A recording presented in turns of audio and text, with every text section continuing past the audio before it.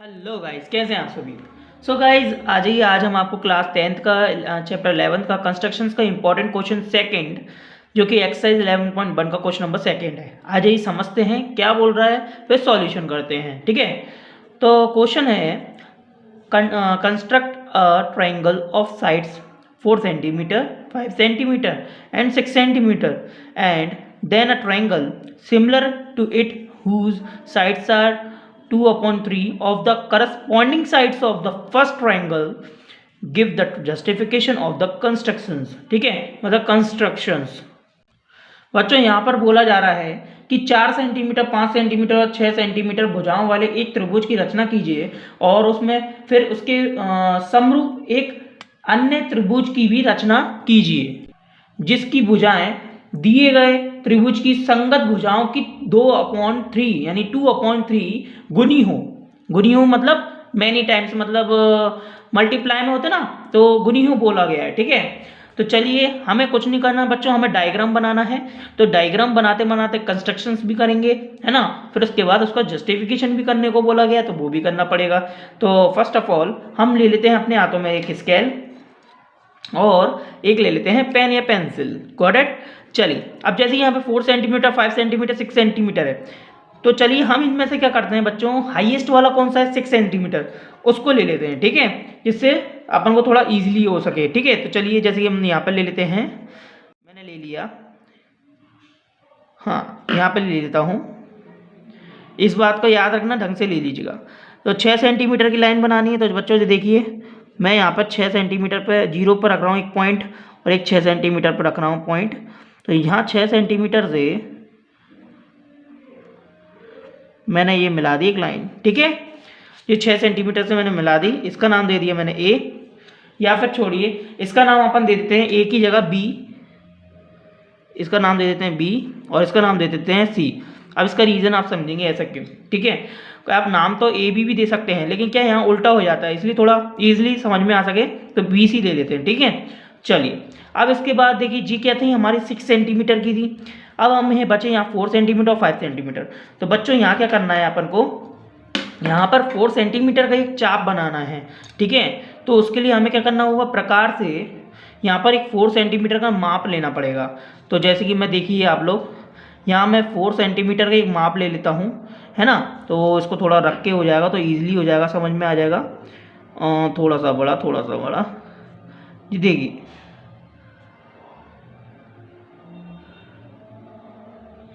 आ गया। ठीक है गाइस, अब ये 4 सेंटीमीटर का आ गया ना, इसको क्या करना है हमें, बी को केंद्र मानकर, मतलब बी को हम क्या करेंगे, एक केंद्र मानेंगे, यानी एक पॉइंट मानेंगे, सेंटर मानेंगे। उसको सेंटर मान के एक चाप लगा दिया हमने ऊपर।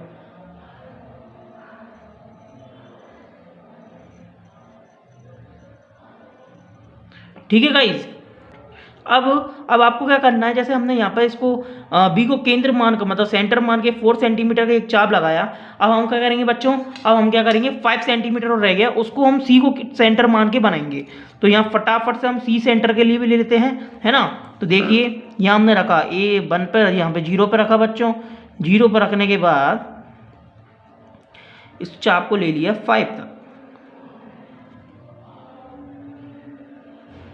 ठीक है जी, देखिए हमने इस चाप को ले लिया कहाँ तक, 5 तक ले लिया। 5 तक लेने के बाद क्या करेंगे बच्चों, इसको हम स्केल से बनाएंगे। तो सी को सेंटर माना और सेंटर मान के एक आर्क लगा दिया, यानी चाप लगा दी, जो कि इसको इंटरसेक्ट कर गया। ठीक है, यानी कट कर गया। अब क्या करना है, जैसे ही कट कर गया तो बच्चों, तो जैसे ही हमने यहाँ पे काट दिया, तो आपकी जानकारी के लिए बता दूं, यहाँ काटने से हमें एक पॉइंट मिल गया। क्या मिल गया, एक पॉइंट मिल गया। वो गेम में मिलने वाला पॉइंट नहीं है बच्चों, कि हम किसी को मारते हैं या फिर किसी को लड़ाई वाला जो गेम होता है जिसमें हम किसी को मारते हैं तो हमें बोनस पॉइंट मिल जाता है, वो पॉइंट नहीं है। यहाँ पर हमें एक बिंदु मिल गया, जो कि जिसे हमने ए बिंदु मान लिया। ठीक है ना, आप लोग समझे कि गेम पे पहुँच जाए। कुछ कुछ स्टूडेंट ऐसे भी हो सकते हैं, मान सकते हैं, हो सकता है। ठीक है, ए पे आ गए। अब ए से हमने क्या करा, ए को बी से मिला दिया, फिर उसके बाद ए को ही सी से मिला दिया। ऐसे करके बच्चों हमें क्या मिल गया, एक ट्रायंगल मिल गया। क्या मिल गया बच्चों, एक ट्रायंगल। ठीक है, चलिए, तो ये ट्रायंगल हो गया हमारा। तो अब आपको पता ही है कि बच्चों यहाँ से लेके यहाँ तक का ये जितनी ये रेखा खींची गई है ये हमारी 4 सेंटीमीटर की है, एंड यहाँ से लेके यहाँ तक की जितनी भी है ये हमारी 5 सेंटीमीटर की है, और यहाँ से लेके यहाँ तक की 6 सेंटीमीटर की। इसे हम लगा नहीं रहे क्योंकि अभी और भी वर्क होना है इसमें, हम बाद में लगा देंगे, कोई दिक्कत नहीं है। तो ये 6 सेंटीमीटर, 4 और 5 सेंटीमीटर हो गया। अब बच्चों हमें क्या करना है, यहाँ पर हमने इसको ट्रायंगल तो बन गया, अब हमें क्या है, इन्हें बोला गया है कि 2:3 में है ना। तो बच्चों आपको मैं बता देता हूँ, अब हमें क्या करना पड़ेगा, इसके बाद एक न्यून कोण बनाना पड़ेगा। न्यून कोण यानी कि हमें बनाना पड़ेगा अक्यूट एंगल, वो भी कहाँ, डाउन साइड, जहाँ से हम बनाते हैं वी लेस देन होता है 90 डिग्री के। तो इसलिए 90 डिग्री से कम हम नीचे की साइड लगाएंगे। तो एक हम स्केल से एक कोई भी न्यून कोण अपने अकॉर्डिंग ले लेते हैं। तो जैसे कि बच्चों हमने ले लिया एक न्यून कोण ले लिया, ठीक है बच्चों, हमने एक क्या करा, न्यून कोण ले लिया इससे। अब बच्चों देखो यहाँ तो हमने न्यून कोण ले लिया। अब आप ये जानते हैं ये कोई भी एक एंगल हो सकता, मतलब एक भी कोई भी कोण हो सकता है। तो आपको ऐसा कुछ नहीं है कि बराबर अपन को मेजर करके बनाना पड़े, आप अपने अकॉर्डिंग ले सकते हैं। अब चलिए क्वेश्चन में क्या बोला गया था, जैसे triangle similar to it whose sides are 2/3 of the corresponding sides of the first triangle.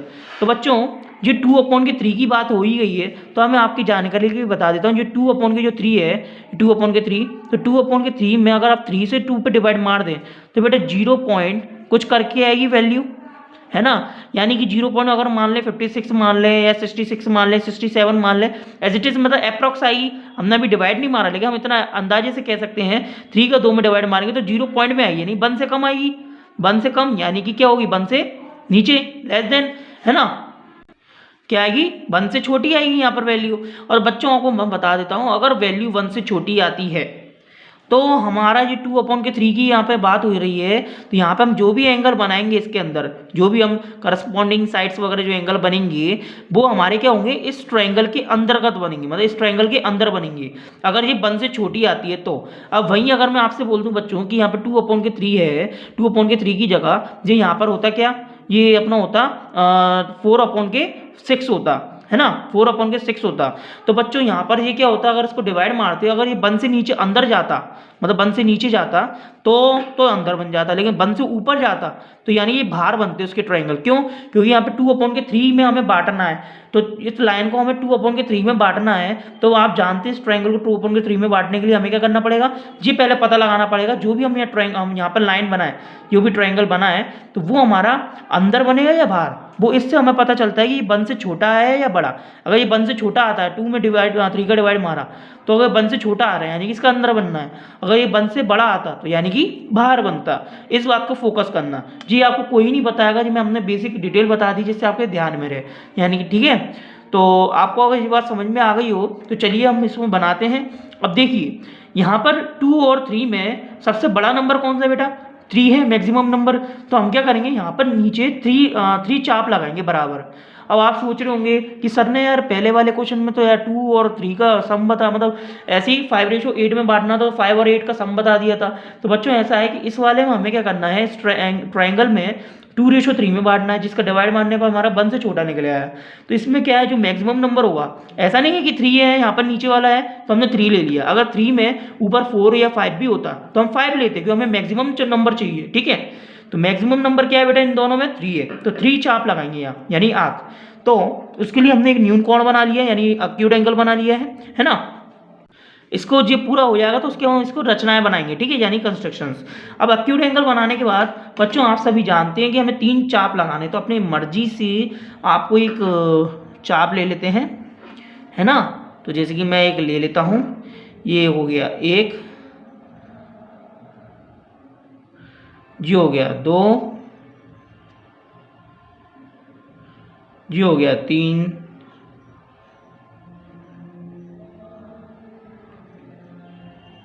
ठीक है। तो बच्चों ये क्या हो गया, 1 2 3। तो इसका क्या करते हैं, नामकरण भी कर देते हैं इसी बहाने, है ना। चलो, तो जी हो गया B1, B2 और जी हो गया बेटा B3। और जी जो एंगल है ना, ये लाइन जो पूरी जा रही है यहाँ पे A B C माना गया है ना। तो इसको हम बच्चों x भी मान सकते हैं, ठीक है। x मानना x मान लो, अदरवाइज और कुछ मानना चाहो तो मान सकते हो, ठीक है। तो हमने यहाँ पे याद के लिए डिफरेंट मान लिए, जैसे हमें याद रहेगा ये अलग पॉइंट है, ठीक है। अब देखिए ये हो गया हमारा क्या, b1 b2 b3 में बांट दिए, मैक्सिमम नंबर सी था इसलिए। अब यहाँ पे b3 को c से मिलाइए, क्या करें, b3 को c से मिलाइए। चलिए देखिए जी हमने क्या करा, b3 को c से मिला दिया। ये याद रखना संभाल के मिलाना बच्चों, बाद में फिर दिक्कत होती थोड़ी सी, है ना। मिला दिया, चलिए ऐसे करके क्या होगा बच्चों कि नीचे हमें हमारे एक ट्रायंगल तैयार हो गया। अब हमें क्या करना है, अब यहाँ पर हमें, यहाँ पर देख रहे हो आपको, यहाँ क्या करना है, एक चाप लगाना पड़ेगा। यहाँ एक चाप लगाना पड़ेगा क्योंकि हमें 2:3 में बांटना है। तो यहाँ पे बच्चों जो लाइन हमने ये खींची है इसकी समांतर एक और लाइन बनानी पड़ेगी, और एक यहाँ बनेगी और एक यहाँ बनेगी। तो बच्चों एक काम करते हैं, पहले यहाँ बनाते हैं। तो इसके लिए हमें क्या करना पड़ेगा, जैसे हमने पहले भी पिछले क्वेश्चन में बांटा था उसी प्रकार बांटेंगे बच्चों। हम अपने अकॉर्डिंग एक यहाँ पर एक चाप ले लेते हैं, है ना। तो अपने अकॉर्डिंग आप ले सकते हैं गाइज।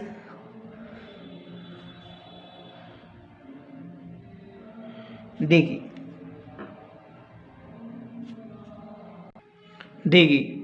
जी हमने नाप लिया, अपने अकॉर्डिंग ले लिया है। यहाँ पे एक चाप लगा दीजिए बच्चों। 1 मिनट 1 सेकेंड।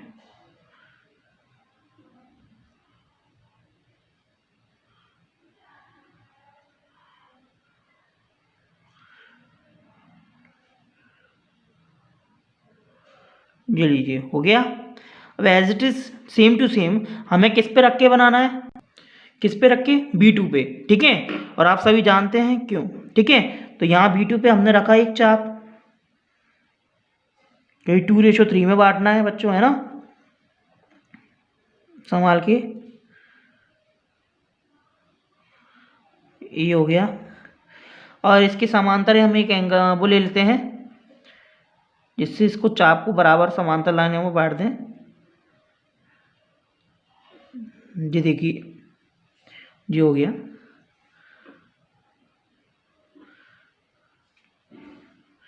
वेट, हाँ अब आ गया बराबर।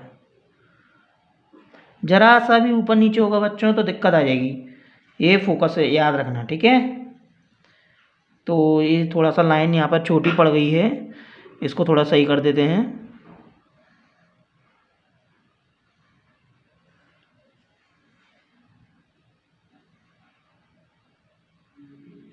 है ना।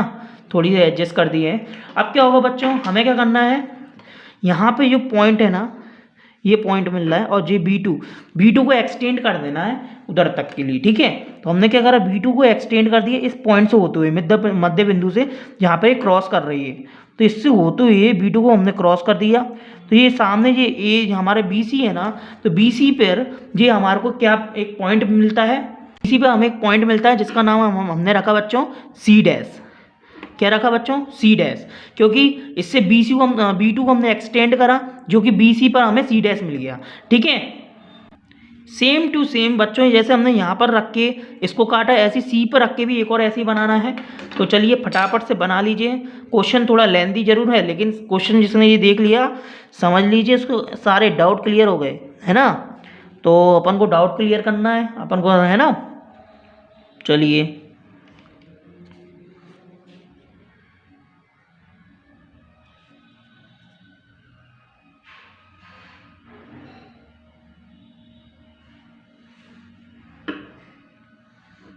जी लीजिए।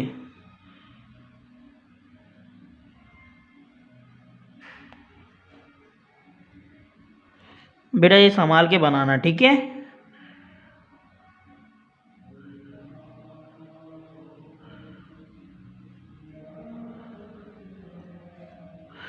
अब इसके बाद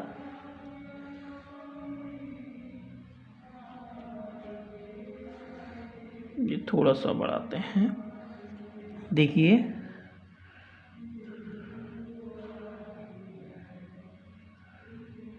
ये हो गया।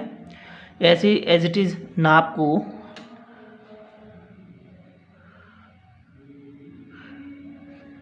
ठीक है गाइस।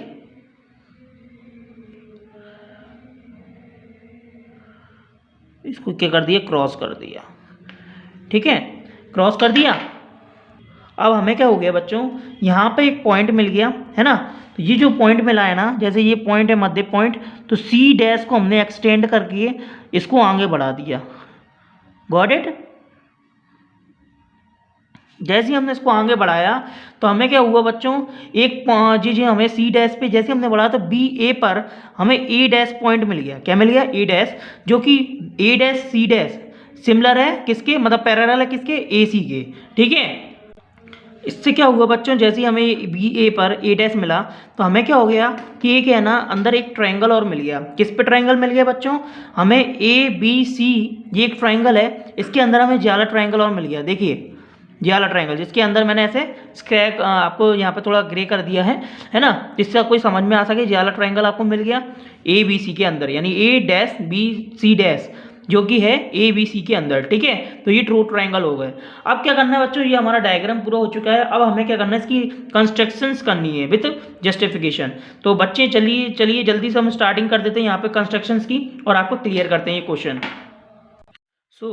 मैंने इसको डायग्राम को अलग कर दिया है, यहाँ हम कंस्ट्रक्शंस करेंगे और जस्टिफिकेशन करेंगे। तो बच्चों हमारा स्टेप 1 यानी फर्स्ट टॉपिक है, जैसे हमने पिछले क्वेश्चन में हिंदी में बताया था, इस क्वेश्चन में भी बताएंगे। अगर आप लोगों को कोई दिक्कत आ रही है तो बच्चों हमें कमेंट्स में बता सकते हैं, हम आप लोगों के लिए एक अलग से एक वीडियो प्रिपेयर करने की कोशिश करेंगे। ठीक है गाइस, चलिए अब जैसे कि पहला टॉपिक हमने क्या करा था, बी सी एक 6 सेंटीमीटर की हमने एक लाइन खींची थी, है ना। तो लिखिए एक रेखाखंड, रेखाखंड मतलब एक लाइन, मतलब ड्रॉ अ लाइन सेगमेंट, है ना। B C is equal to 6 centimetre खींचिए। इस तरीके से हम लिखेंगे जैसे कि हम डायग्राम बनाते जा रहे हैं। ठीक है, सेकंड पॉइंट बेटा, हमने डायग्राम बनाने के यहाँ पर लाइन खींचने के बाद हमने क्या करा था, हमने बी को केंद्र मानकर, मतलब बी को सेंटर मानकर, हमने एक 4 सेंटीमीटर का एक बराबर त्रिज्या, मतलब 4 सेंटीमीटर की रेडियस भरकर एक आर्क खींचा था, मतलब एक चाप खींचा था। तो चलिए लिख देते हैं, बी को केंद्र मानकर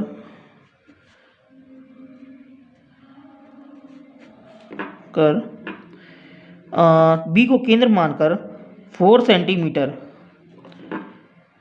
सेंटीमीटर के बराबर, यानी 4 सेंटीमीटर के बराबर एक हमने रेडियस ली। ठीक है, रेडियस भरी। ठीक है, तो रेडियस मतलब त्रिज्या, त्रिज्या भरकर एक आर्क लगाई, मतलब चाप खींचा या बोलिए काटा। ठीक है, तो काटिए लिख देते हैं। सेकेंड हो गया, थर्ड पॉइंट। फिर हमने जैसे हमने बी को करा बच्चों, जैसे हमने बी को करा तो सेम टू सेम रेजिस्टेंस हमें क्या करना है, सी के संग भी करा था हमने। तो लिख दीजिए, सी को केंद्र मानकर हमने 5 सेंटीमीटर के बराबर एक त्रिज्या भरकर एक चाप, यानी कि एक आर्क चाप काटा, जो कि पहले वाले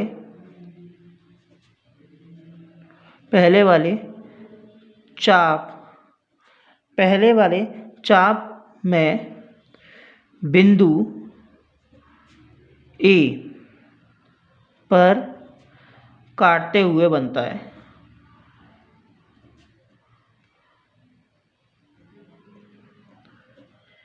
ठीक है बच्चों, फोर्थ पॉइंट। ठीक है, जैसे हमने इसको काटा तो हमें क्या हुआ, ए पॉइंट मिल गया था बच्चों, है ना। फिर हम क्या करेंगे, हमने क्या करा था, ए बी मिलाया, फिर बी ए सी मिलाया था, है ना। तो लिख दीजिए, ए बी को मिलाया, ए बी और ए सी को मिलाइए। फिर उसके बाद हमें इसी तरह एक ट्रायंगल ए बी सी वांछित त्रिभुज होगा, यानी एक ट्रायंगल जिसे हम इंग्लिश में कहेंगे third form triangle A B C is a given triangle. ठीक है, इसे हिंदी में हम कहेंगे इस तरह इस तरह ट्रायंगल ABC, इस तरह ट्रायंगल ABC वांछित त्रिभुज होगा। ठीक है, तो हमने क्या करा बच्चों, ये लिख लिया, फोर्थ स्टेप हो गई। फोर्थ स्टेप हमारी ऊपर का पोर्शन की हो गई। अब थोड़ी ऊपर का थोड़ा बहुत और रह गया, चलिए आगे करते हैं। फिफ्थ स्टेप पे आ गए। फिर हमने क्या करा था बच्चों, पहले नंबर नीचे एक एक्यूट एंगल बनाया था, है ना। तो लिखिए बी, आप इसमें लिखेंगे इस तरीके से। फिर इसके नीचे हमने क्या करा था बच्चों कि BC, यानी कि BC के नीचे हमने एक CBX एक्यूट एंगल बनाया, है ना। तो लिखिए BC के नीचे, या बोले BC लाइन के नीचे एक न्यून कोण, यानी कि एक्यूट एंगल बनाया, एक्यूट एंगल बनाया जो कि CBX है। ठीक है, 6। ठीक है, तो चलिए जैसे कि जी हो गया। एक्यूट एंगल बनाने के बाद हमने क्या करा था बच्चों, फिर इसके बाद हमने क्या करा था कि यहाँ पर ये एक्यूट एंगल बनाने के बाद हमने क्या करा, इन तीनों को हमने काटा था, मतलब बराबर भागों में बांटा था। जैसे ये तीनों क्या हो गए, इक्वल हो गए, क्योंकि बराबर भागों में हमने चाप लगाया यानी आर्क लगाया। तो ये दोनों, ये तीनों क्या हुए, एक दूसरे के इक्वल है, यानी B1 B2 sorry B1 equals to B1 B2 equals to B2 B3 equal हो गए, क्योंकि बराबर चाप लगाए गए हैं। तो बच्चों आप लिखिए नीचे BX के साथ, BX के साथ 3 बिंदु B1, B2 और B3, B1, B2, B3 इस प्रकार बनाइए, इस प्रकार बनाइए कि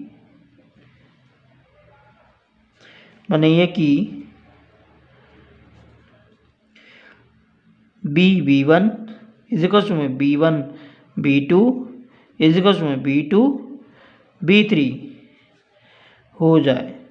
ठीक है, यानी कि हो जाए, यानी कि ये तीनों अगर बराबर हो जाते हैं तो यानी कि बराबर एंगल, हमें बराबर चाप काटने है ना। 7 पॉइंट। इसको चाप बनाने के बाद हमने क्या करा था, B3 को C से मिला दिया था। तो लिख दीजिए B3 C को मिलाइए, यानी जॉइंट B3C। क्लियर है। इसी प्रकार हमने नेक्स्ट स्टेप क्या लिया था, जिसमें हमने B2 से B2 C dash parallel B3 C को BC, सॉरी अगेन बोलता हूँ, इसमें हमने क्या करा था, इसके बाद मिलाने के बाद B2 पर, यानी B2 से हमने क्या करा, B2 C dash parallel B3 C बनाया, जो कि BC पर C डैश पे हमें मिलता है, यानी BC पर C डैश पॉइंट पर मिलता है। यानी कि इस तरीके से लिखिए इसको, B2 से हमने B2 C dash parallel B3 C खींचा, जो BC को पॉइंट C डैश पर मिलता है। क्लियर है। लास्ट पॉइंट रह गया बच्चों, घबराओ मत, लास्ट पॉइंट रह गया है ना, मोस्ट इंपॉर्टेंट सम में, इसलिए ढंग से समझ लीजिए। लास्ट पॉइंट क्या है, जैसे स्टेप बाय स्टेप हमने इसको करा था, ऐसे ही हमने इस पे भी मिलाया था ऊपर वाले को, जिसमें हमने क्या करा था बच्चों, हमने मतलब जिसमें हमने C डैश है ना, C डैश पर, जिसमें हमने क्या करा बच्चों, यहाँ पे C डैश है ना, C डैश पर C dash A dash parallel C A को बनाया, जो कि हमें BA पर A डैश पॉइंट पर मिलता है। यानी कि इसे ऐसे प्रेजेंट करेंगे, C डैश से हमने C dash A dash parallel C A बनाया, सी ए खींचा,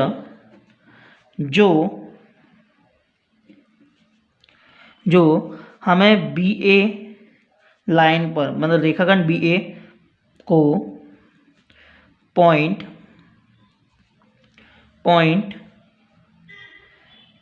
ए डैश पर मिलता है ना, ए डैश पर मिलता है, तब कॉमा लगाइए, क्योंकि जैसे ही हमने इसको मिलाया तो हमें क्या हो गया बच्चों, हमें एक ट्रायंगल और मिल गया।